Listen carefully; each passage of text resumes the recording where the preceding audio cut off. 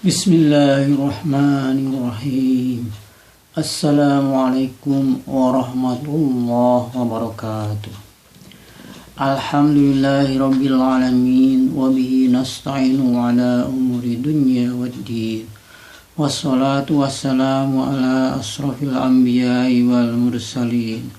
Sayyidina wa maulana Muhammadin wa ala alihi wa ashabihil muzahidin at-tahirin. Amma ba'd. Subhanaka la ilma lana illa ma 'allamtana innaka antal alimul hakim. Rabbi ishrah li sadri wa yassir li amri wahlul 'uqdatam min lisani yafqahu qawli. Alhamdulillah, kita bersyukur kepada Allah Subhanahu wa taala yang sampai detik saat sekarang ini Allah masih memberi kesempatan kepada kita untuk sama-sama mengisi sisa kehidupan di alam dunia ini. Semoga sisa umur yang diberikan oleh Allah kepada kita dapat dimanfaatkan sebaik-baiknya dengan mendapatkan ridha dari Allah Subhanahu wa taala untuk dapat melaksanakan aktivitas kegiatan beribadah yang diperintahkan oleh Allah dalam mengisi kehidupan di alam dunia ini. Dan kita memohon kepada Allah Subhanahu wa taala agar kita pada hari nanti usia kita habis hidup di alam dunia ini, Allah mewafatkan dalam keadaan husnul khatimah. Amin ya rabbal alamin. Salawat serta salam marilah kita limpah curahkan kepada junjungan panutan alam Kangjeng Nabi Muhammad sallallahu alaihi wasallam.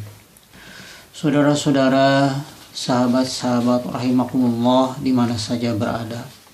Dalam kesempatan yang berbahagia ini, marilah kita sama-sama untuk saling mengingatkan ke jalan yang lurus, ke jalan yang benar, serta memohon kepada Allah agar kita di dalam mengisi kehidupan di alam dunia ini Allah memberikan kebahagiaan yang dapat mengantarkan untuk kebahagiaan di akhir nanti tatkala kita dibaringkan di alam kubur serta kita mendapatkan kelapangan di alam kubur, tidak mendapatkan azab siksa kubur, tidak mendapatkan azab siksa api neraka, tetapi Allah memasukkan ke dalam surganya Allah. Dan kita pun dikumpulkan di padang mahsyar nanti tatkala hari kiamat terjadi, dikumpulkan bersama orang-orang yang soleh serta beriman dan bertakwa sebenarnya takwa kepada Allah Subhanahu wa taala dalam mengisi kehidupan di alam dunia ini.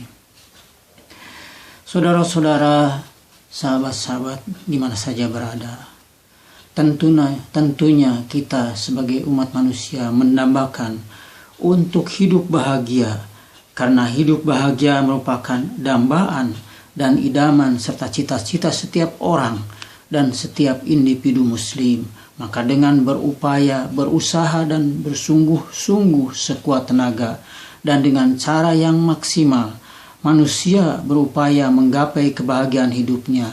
Hanya saja terkadang di dalam mencapai kebahagiaan hidup tersebut, tidak sedikit umat manusia yang di dalam usahanya ingin serba cepat, ingin serba instan. Mereka tidak mau berusaha yang benar dan tidak memperdulikan apakah usaha yang dilakukannya itu dibenarkan atau tidak, baik dari sisi norma hukum maupun syariat agama Islam. Tegasnya dengan menghalalkan berbagai cara, rambu-rambu aturan agama dilanggar, tidak peduli halal dan haram, yang tak menghiraukan lagi apa merugikan orang lain atau tidak. Yang penting mereka memperoleh apa yang diinginkannya. Mereka menyangka hal itu akan membawa pada kebahagiaan. Mereka tak peduli lagi bahagia di atas penderitaan orang lain. Padahal sebaliknya, hal ini akan menimbulkan ketidaktenangan dalam hidupnya. Walaupun hidupnya serba ada tetapi tidak mendapatkan keberkahan, dan Allah akan mengambilnya kembali dengan cara Allah menghilangkan kembali perolehan harta yang kita peroleh selama ini. Hilangnya kembali harta yang ada di sekelilingnya dengan bencana alam, penyakit yang berat, kehilangan akibat dicuri orang, kebakaran, dan lain-lain sebagainya. Gambaran hidup seperti di atas adalah sangat disayangkan dan sungguh memprihatinkan. Hendaknya carilah kebahagiaan hidup dengan cara yang mulia, cara yang baik dan bermartabat. Dan mudah-mudahan kita di dalam mengisi kehidupan di alam dunia ini, Allah membimbingnya ke jalan yang benar, ke jalan yang lurus, sehingga aktivitas kegiatan berusaha memenuhi kebutuhan hidup di alam dunia ini, Allah memberikan keluasan rezeki dari rezeki yang halal dan membawa keberkahan, kebahagiaan hidup di dunia dan di akhirat. Di dalam Al-Quran surat Luqman ayat ke-33 Allah subhanahu wa ta'ala berfirman, A'udzu billahi minasyaitonir rajim. Bismillahirrahmanirrahim. Ya ayuhan nasu taqu rabbakum wahshaw yawman la yazzi walidun awwaladhi wala mauludun huwa zazin awwalidihi syai'a. Inna wa'adallahi haqqun fala taghurrannakumul hayatud dunya wala yaghrannakum billahil gharur. Shadaqallahul azim. Wahai manusia, bertakwalah kepada Tuhanmu dan takutlah pada hari yang ketika itu seorang bapak tidak dapat menolong anaknya dan seorang anak tidak dapat pula menolong bapaknya sedikit pun. Sungguh janji Allah pasti benar. Maka janganlah sekali-kali kamu terperdaya oleh kehidupan di dunia. Dan jangan sampai kamu terperdaya oleh penipu dalam mentaati Allah subhanahu wa ta'ala. Di dalam ayat ini Allah mengingatkan kepada kita, hendaklah mencari kebutuhan hidup dengan tetap menjaga dan mempertahankan kemuliaan jiwa dan harga diri. Tidak seperti yang terjadi pada akhir-akhir ini, kita dipertontonkan dalam media elektronik maupun media sosial lainnya. Merajalelanya korupsi di negeri ini yang berakibat merosotnya akhlak umat Islam, akibat dari perilaku umat Islam yang tidak mentaati pada norma hukum maupun syariat agama Islam, menghalalkan segala macam cara untuk memenuhi kebutuhan hidupnya. Hal ini terjadi di negeri yang mayoritas beragama Islam.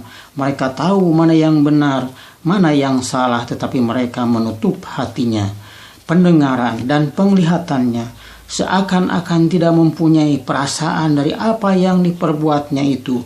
Dicatat oleh para malaikat yang diberi tugas oleh Allah untuk mencatat amal yang baik dan amal yang buruk.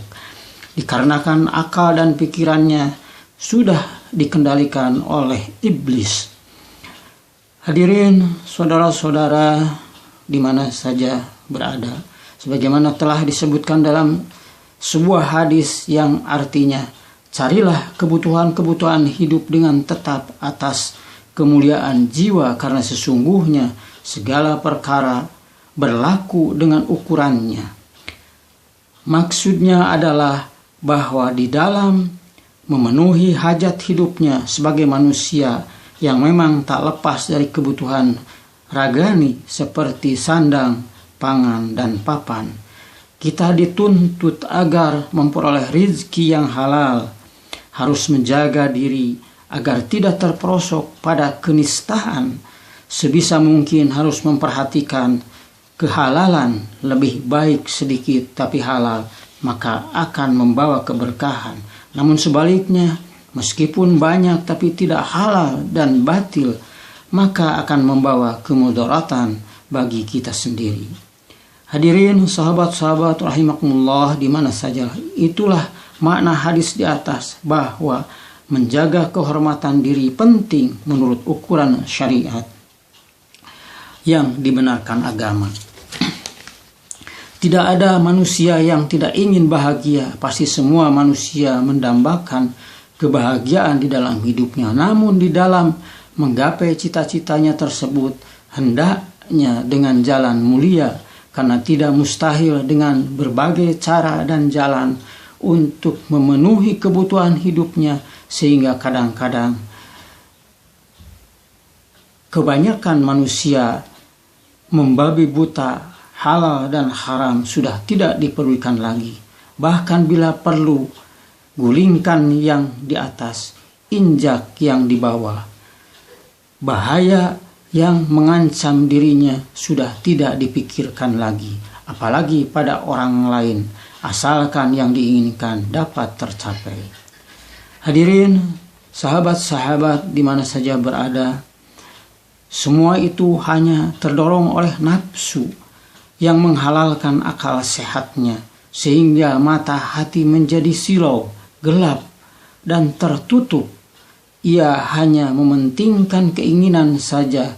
Mereka menyangka bahwa itu satu-satunya kebahagiaan, padahal tidak sedikit pun manusia hartawan, ternama, dan berkedudukan tinggi berkeluh kesah, risau dan gelisah karena selalu dihantui oleh perasaan-perasaan yang tidak disenanginya.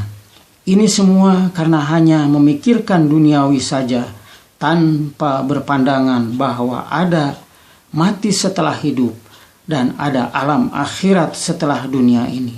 Sebagai seorang mukmin harus menyadari akan keseimbangan hidup di dunia maupun di akhirat.